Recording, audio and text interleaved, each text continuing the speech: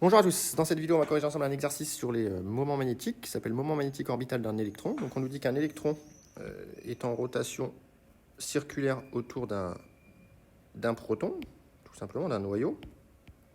Donc on va modéliser le noyau par quelque chose de chargé positivement. Et ensuite on a notre électron qui va tourner autour de ce noyau, que l'on modélise par une spire circulaire de courant, parcourue par un courant petit i, ici. Et donc, dans un premier temps, on me demande d'exprimer le courant I associé au déplacement de l'électron. Donc, on rappelle que l'intensité, c'est un débit de charge, tout simplement. Et donc ici, l'électron met T égale 2pi sur oméga, ici, secondes, pour faire un tour. Donc, ici, l'intensité I, qui est égale à Q sur T, est égale à moins E sur T. Et donc, l'intensité, ici, est égale à moins E oméga sur 2pi, correspondante au déplacement d'un électron. Donc, ici, on a une intensité qui est négative, donc qui correspond au sens de déplacement des charges négatives. Donc, le I, je dois le mettre dans le sens de l'électron.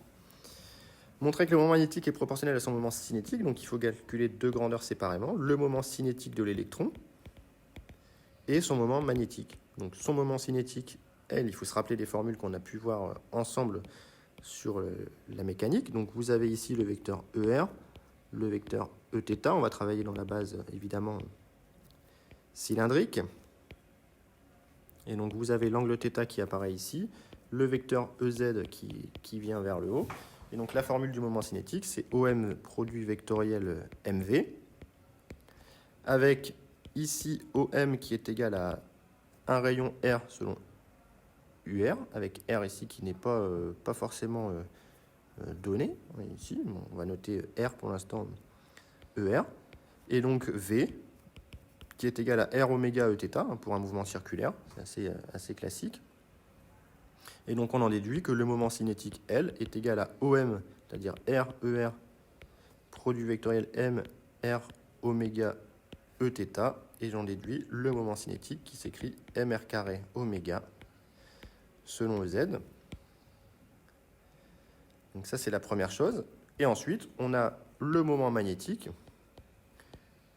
d'une spire, une formule à connaître par cœur. Le moment magnétique associé à une spire de courant, eh bien, c'est M égale I fois S. Donc ici, c'est mu.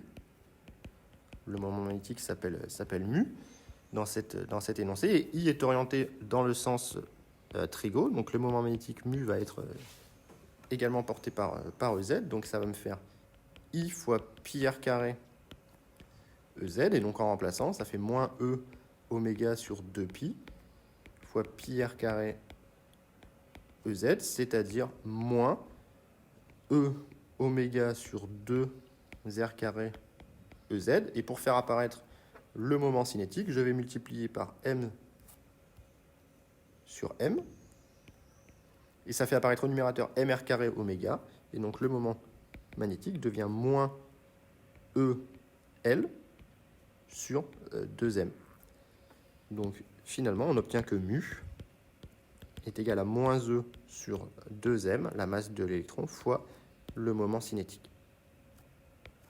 Et on me demande d'identifier le facteur de proportionnalité qui s'appelle le rapport gyromagnétique, qui est gamma E. Donc ici, on obtient le facteur de proportionnalité pour l'électron, qui est gamma E égale moins E sur 2M. Ensuite, on nous dit qu'on rappelle que dans le modèle de bord de l'atome d'hydrogène, le moment cinétique est quantifié, L égale NH bar. Et bien, montrer que le moment magnétique est également quantifié, et bien ici, on a alors, si norme de L est égale à NH bar, alors norme de mu qui est égale à gamma E norme de L, est donc égale à gamma E N H bar, d'où norme de mu est égale à N mu B, où le magnéton de bord, mu B, eh bien, est tout simplement égal à H bar gamma E, c'est-à-dire moins E H bar sur 2 fois la masse de l'électron, ici.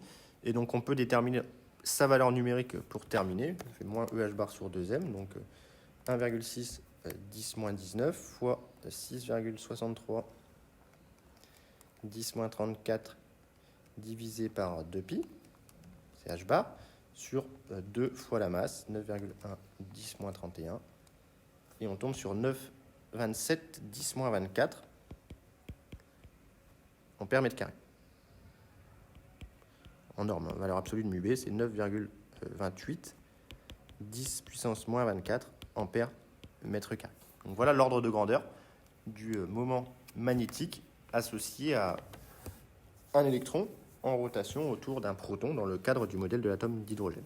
Donc voilà pour ce petit exercice qui est assez intéressant puisqu'on modélise le déplacement d'un électron autour d'un proton par une boucle de courant pour laquelle on est capable de calculer le moment magnétique à l'aide de la formule M égale IS. Donc c'est un exercice assez classique et assez intéressant. Donc n'hésitez pas à poser des questions dans les commentaires si vous en avez.